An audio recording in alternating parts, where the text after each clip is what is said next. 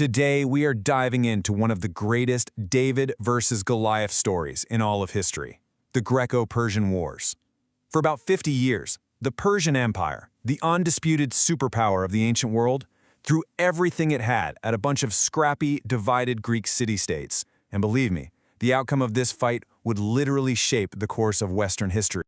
Okay, so to really get this, you have to picture the two sides. On one side, you've got the Achaemenid Empire of Persia. It's this massive, unified, centrally governed powerhouse stretching all the way from the Balkans to India. And on the other side, the Greek world, a whole collection of small, independent, and, let's be honest, constantly bickering city-states that prize their freedom above everything else. These are two completely different worlds, and they're about to collide. So how does an epic war like this actually get started? You might think it began in Athens or Sparta, right? Nope. The first sparks flew hundreds of miles away in a region called Ionia, which is on the coast of modern-day Turkey. Greek cities there had been living under Persian rule for a while, and they were not happy about it. See, the Persians found these fiercely independent Ionian Greeks really hard to manage, so their solution was to install local tyrants to keep them in line. As you can imagine, that did not go over well. The whole thing finally blew up in 499 BC when the tyrant of a city called Miletus, a guy named Aristagoras, completely bungled a military expedition. Fearing he was about to get fired or worse, he decided his best option was to start a massive rebellion against his Persian bosses. Now, this rebellion gets a huge shot in the arm when Aristagoras manages to get military help from two cities back on mainland Greece, Athens and Eretria. In 498 BC, their combined forces march inland, capture the regional Persian capital of Sardis, and then they burn it to the ground. This was a massive poke in the eye to the Persian Empire. And this is the moment everything changes. It's no longer just a local revolt. It becomes a personal vendetta. The Persian king, Darius the Great, is absolutely furious.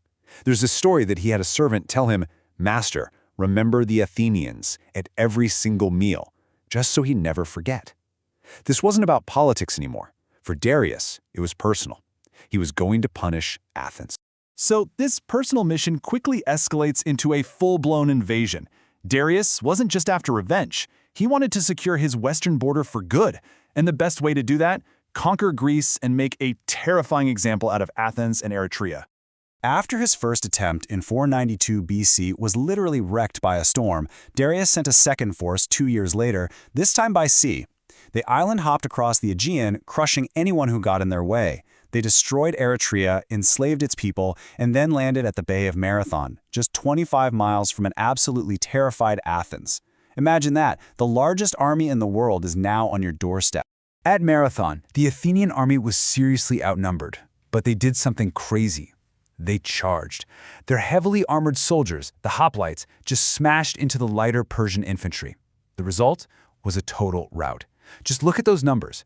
The Athenians lost 192 men. The Persians lost around 6,400. It was an unbelievable victory that proved the impossible was possible. The invincible Persians could actually be beaten. So, that's it, right? Persians go home, war's over?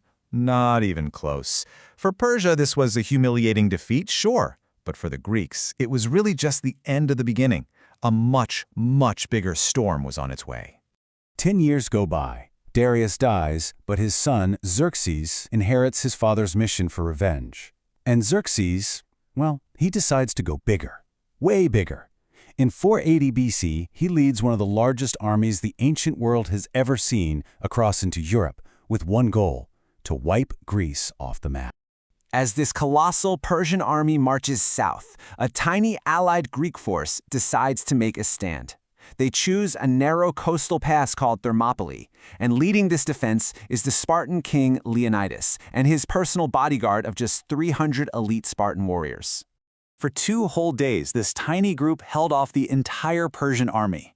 It was an incredible feat of arms. But they were eventually betrayed when a local showed the Persians a secret path around their position. Knowing the end was near, Leonidas sent most of the army away to safety, but he, his 300 Spartans, and a few others stayed behind to fight to the last man. Their sacrifice wasn't for nothing, though. It bought the rest of Greece precious time to prepare.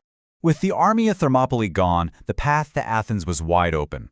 The Persians marched in, captured the city, and burned it. It looked like the Greek cause was completely lost. Their last desperate hope wasn't on land.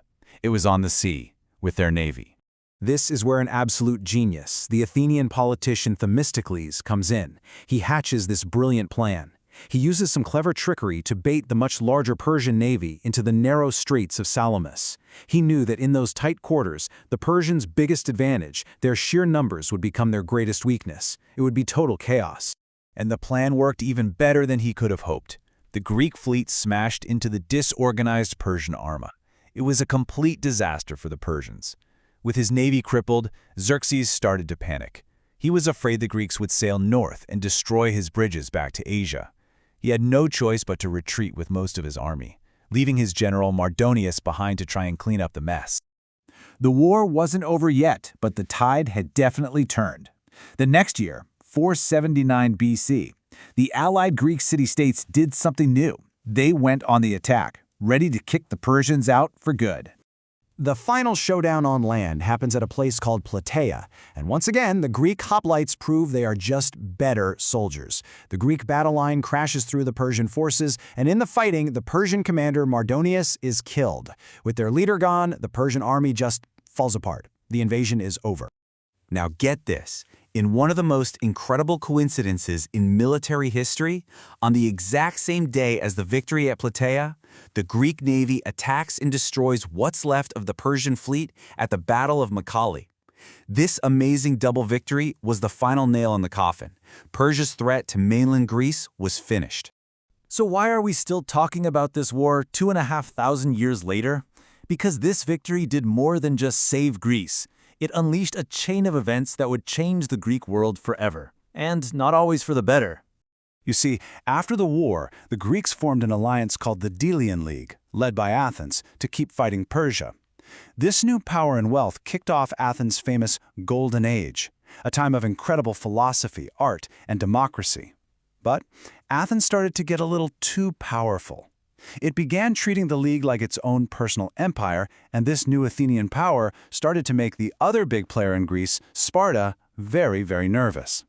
This set the stage for the next great conflict, the devastating Peloponnesian War between the Greeks themselves. And that brings us to the great irony of this whole story. It leaves us with a pretty big question to think about. By uniting to defeat a massive foreign enemy, did the Greeks accidentally create the very power struggles and divisions that would in the end tear their own world apart?